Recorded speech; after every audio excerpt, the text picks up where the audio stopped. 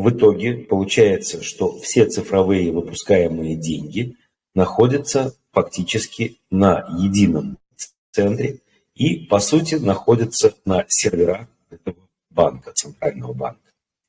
Те существующие банки, которые находятся на территории страны, становятся всего лишь операторами.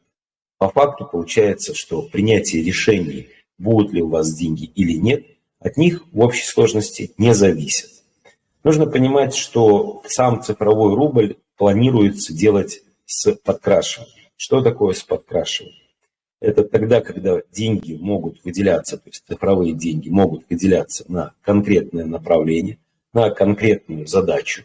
И по факту дальше вся цепочка от момента происхождения этих денег, допустим, с государственного тендера или, соответственно, с некого бюджетного счета, они видны, куда они двигаются, как они будут двигаться.